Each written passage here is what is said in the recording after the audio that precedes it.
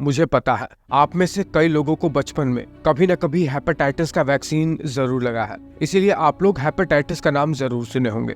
आज इसके बारे में ढंग से जान ही लेते हैं। ग्रीक में हेपा का मतलब लिवर होता है और किसी भी ऑर्गन के लास्ट में अगर आइटिस जोड़ दिया जाए तो मतलब होता है इन्फेक्शन की वजह से सूजन, जिसे मेडिकल की भाषा में इन्फ्लेमेशन कहते हैं। इसी तरह अगर आप हेपेटाइटिस शब्द को ध्यान से देखोगे तो आप पाओगे कि इसका मतलब होता है लिवर में इन्फ्लेमेशन, यानी लिवर में सूजन हो जाना और उसके कारण से डेली लाइफ में दिक्कतें शुरू हो जाना। खैर, हेपेटाइटिस में तो कोई खास सिम्टम्स देखे नहीं जाते हैं, लेकिन ये जानलेवा भी हो सकता है। तो अब आप ये समझ गए होंगे कि हेपेटाइटिस का मतलब क्या होता है। जनरली हेपेटाइटिस का इन्फेक्शन वायरस से ही होता है हमारे लिवर के अंदर, और भी कारणों से होता है। अल्कोहलिक मरीज को लिवर में इन्फ्लेमेशन होना बहुत ही आम बात होता है, इसीलिए तो कहा जाता है कि शराब मत पियो। बट मेजर कारण वायरस ही होता है। देखिए क्या होता है, जब भी वायरस का अटैक होता है हमारे लिवर के अंदर तो सबसे पहले ये वायरस लिवर के मेन फंक्शनल सेल, जिसे कहते हैं हेपेटोसाइट, उसे हाईजैक करके अपने जेनेटिक मटेरियल को रेप्लिकेट करके अपनी संख्या लगातार बढ़ाता जाता है। ये बात जैसे ही हमारे इम्यून सिस्टम को पता लगती है,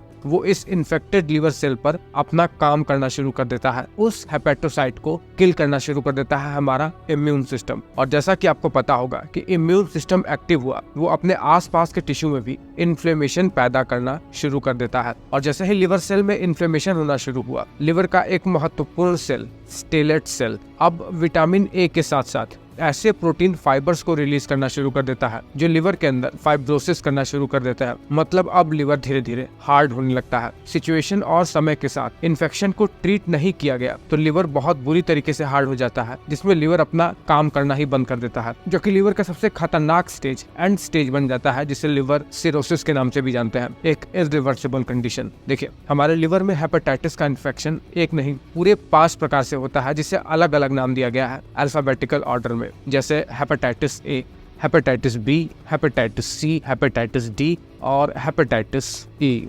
हेपेटाइटिस ए में क्या होता है, ये बहुत ज्यादा खतरनाक नहीं होता है। अगर किसी को ये होता है तो बहुत ही आसानी से खुद ब खुद ही ठीक हो जाता है, पर कुछ कुछ कंडीशन में ये बहुत सीवियर भी हो सकता है जब ये बहुत ज्यादा पुराना हो जाए। इसके सिम्टम देखना शुरू हो जाए, जैसे ऊपरी पेट में दर्द होना, चक्कर आना, कमजोरी होना। ये सब अगर लक्षण दिखने लगे तो डॉक्टर की सलाह से इसका इलाज भी करना चाहिए। और इसका संक्रमण खुले में शौच करने से ज्यादा फैलता है। अगर आप खुले में शौच से एक्सपोज होते हो तो बहुत चांस है कि आपको हेपेटाइटिस ए का इन्फेक्शन हो जाए, या फिर जिस जगह पर खुले में शौच हो रहा हो वहां पर उगाई हुई सब्जी खाने से भी लोगों को हेपेटाइटिस ए का इन्फेक्शन हो जाता है। इसका वैक्सीनेशन सबसे बेस्ट ट्रीटमेंट है। हेपेटाइटिस बी में क्या होता है, दुनिया में जो भी खतरनाक वायरल इन्फेक्शन व्यक्तियों को होता है उनमें से कुछ सबसे खतरनाक वायरस इन्फेक्शन में से एक होता है ये हेपेटाइटिस बी का इन्फेक्शन, जो कि इन्फेक्टेड पर्सन से सेक्स करने से, इन्फेक्टेड पर्सन के टूथ ब्रश, रेजर या फिर सलाइवा के थ्रू भी फैल सकता है। ये छोटे बच्चों को ज्यादा होता है।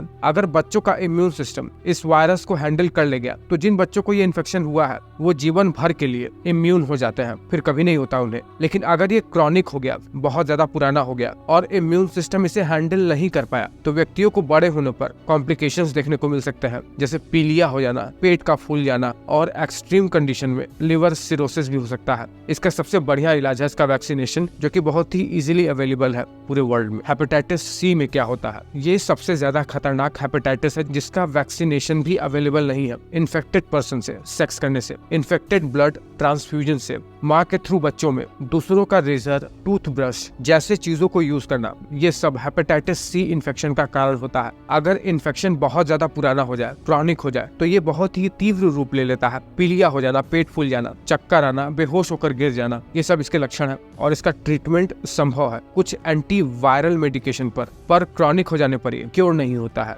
हेपेटाइटिस डी में क्या होता है, ये किसी को तभी हो सकता है जब व्यक्ति को हेपेटाइटिस बी का इन्फेक्शन हुआ हो या हो चुका हो। इसे सुपर इन्फेक्शन के नाम से जानते हैं। इलाज नहीं होने पर बहुत हद तक चांस है ये एक सीवियर केस बन जाए, जो कि लिवर सिरोसिस का रूप बन जाए। वहीं हेपेटाइटिस ई में क्या होता है, ये बिल्कुल हेपेटाइटिस ए की तरह ही होता है। गंदगी में रहने से, शौच वगैरह या गंदे पानी की वजह से ये फैलता है और इसका इलाज संभव है। ये ऑटोमेटिकली ही ठीक हो जाता है। केवल 1% चांस में ही ये बहुत ज्यादा खतरनाक होता है और इसका वैक्सीनेशन भी अवेलेबल है, तो बहुत ज्यादा डरने की बात नहीं है। हेपेटाइटिस बी और हेपेटाइटिस सी ये मात्र 2 ऐसे हेपेटाइटिस के इन्फेक्शन है जो व्यक्ति को गंभीर समस्या दे पाने में सक्षम होते हैं। ब्लड टेस्ट टेस्ट और फिजिकल एग्जामिनेशन से इसको डायग्नोस किया जाता है। और इसका सबसे बढ़िया इलाज ये है कि इसका बचपन में ही या पहले ही वैक्सीनेशन ले लिया जाए। उम्मीद करता हूँ कि आप कभी भी अब हेपेटाइटिस को लेकर कंफ्यूज नहीं होंगे, आपका कॉन्सेप्ट क्लियर हो गया होगा।